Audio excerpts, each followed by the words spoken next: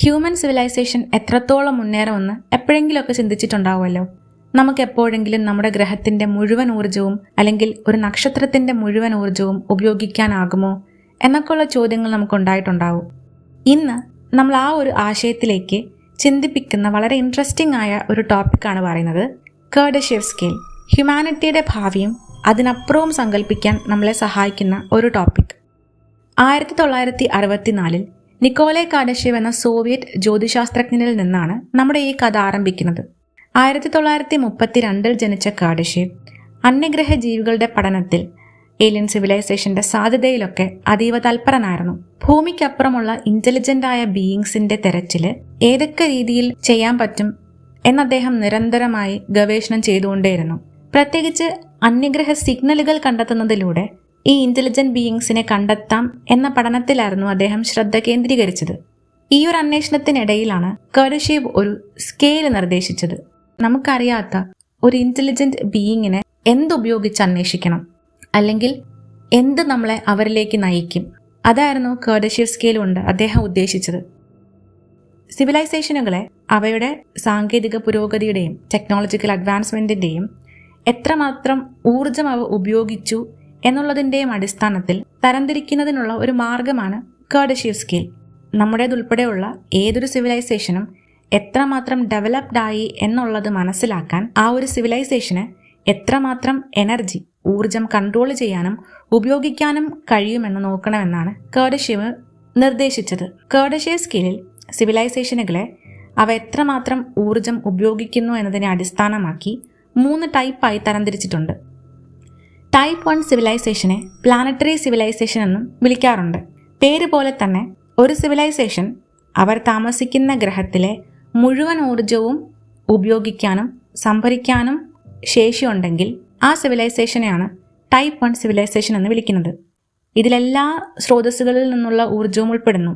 Jio thermal, solar, കാറ്റ്, waves, കൂടാതെ ഭൂകമ്പം പോലുള്ള പ്രക്രിയകളിൽ നിന്നുള്ള ഊർജം പോലും ഉപയോഗിക്കാനായിട്ട് ഈ സിവിലൈസേഷൻ കേപ്പബിൾ ആയിരിക്കും. ടൈപ്പ് 2 സിവിലൈസേഷൻ അല്ലെങ്കിൽ സ്റ്റെല്ലാർ സിവിലൈസേഷൻ. ഈ സിവിലൈസേഷനിലുള്ളവർ അവരുടെ ഗ്രഹത്തിനപ്പുറത്തേക്ക് ഇവരുടെ ടെക്നോളജിക്കൽ അഡ്വാൻസ്മെന്റ് വ്യാപിപ്പിക്കുകയും ഇവരുടെ പാരന്റ് സ്റ്റാർ ഏതാണോ, അതായത് ഇവരുടെ ഗ്രഹം ഏത് നക്ഷത്രത്തിന് ചുറ്റുമാണോ കറങ്ങുന്നത്, ആ നക്ഷത്രത്തിന്റെ മൊത്തം ഊർജം ഉപയോഗിക്കുകയും ചെയ്യാൻ പ്രാപ്തിയുള്ള സിവിലൈസേഷൻ ആയിരിക്കും. ഒരു നക്ഷത്രത്തിന്റെ മുഴുവൻ ഊർജം പിടിച്ചെടുക്കാൻ കഴിയുന്ന ഒരു ഡൈസൺ സ്പിയർ പോലുള്ള സ്ട്രക്ചറുകൾ നിർമ്മിക്കാൻ കഴിയുന്ന ഒരു സമൂഹമായിരിക്കും ഇതെന്നാണ് ഹൈപ്പോത്തറ്റിക്കലി പറയപ്പെടുന്നത്.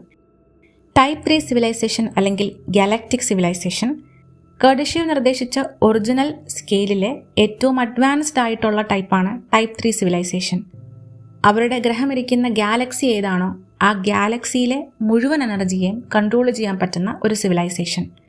അത് ആ ഗാലക്സിയിൽ എത്ര ബില്യൺ നക്ഷത്രങ്ങളുണ്ടോ അത്രയും ബില്യൺ നക്ഷത്രങ്ങളുടെയും എനർജി ഹാർനസ് ചെയ്യാനും ഈവൻ ആ ഗാലക്സിയിലുള്ള ബ്ലാക്ക് ഹോളുകളെ വരെ മാനിപ്പുലേറ്റ് ചെയ്യാൻ ശേഷിയുള്ള സിവിലൈസേഷനാണ് ടൈപ്പ് 3 സിവിലൈസേഷൻ. ഇതുകൂടാതെ ഈ കോൺസെപ്റ്റ് വികസിച്ച് വന്നതിനനുസരിച്ച്, ഈ കോൺസെപ്റ്റിന് അക്സെപ്റ്റൻസ് കിട്ടിയതനുസരിച്ചിട്ട് ടൈപ്പ് 4, ടൈപ്പ് 5 കാറ്റഗറിയും ഉണ്ട്. ടൈപ്പ് 4 എന്ന് പറയുന്നത് ഏത് പ്രപഞ്ചത്തിലാണോ ഈ സിവിലൈസേഷൻ ഉള്ളത് ആ പ്രപഞ്ചത്തിൻ്റെ എനർജീനെ മുഴുവനും മാനിപ്പുലേറ്റ് ചെയ്യാനും കൺട്രോൾ ചെയ്യാനും ശേഷിയുള്ള സിവിലൈസേഷൻ.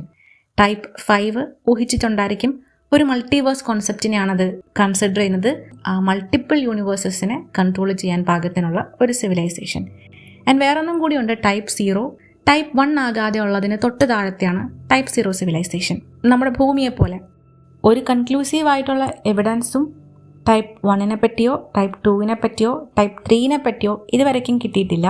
ഒന്നുകിൽ ഇതുപോലത്തെ സിവിലൈസേഷൻ എക്സിസ്റ്റ് ചെയ്യുന്നില്ല, അല്ലാന്നുണ്ടെങ്കിൽ ഇവർ ഉപയോഗിക്കുന്ന ടെക്നോളജി നമുക്ക് മനസ്സിലാക്കാൻ പറ്റുന്നതിനേക്കാളും അപ്പുറമായിരിക്കാം, അല്ലെങ്കിൽ നമുക്കത് കണ്ടുപിടിക്കാനായിട്ടുള്ള ടെക്നോളജിക്കൽ അഡ്വാൻസ്മെൻറ്റുകൾ ഇപ്പോഴും നമുക്ക് സംഭവിച്ചിട്ടില്ല.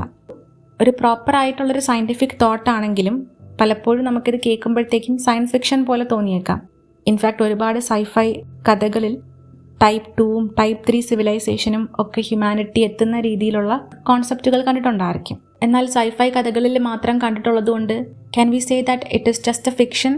അങ്ങനെയും പറയാൻ പറ്റില്ല. കാരണം ഇന്നത്തെ സയൻസ് ഫിക്ഷനാണ് നാളത്തെ റിയാലിറ്റി.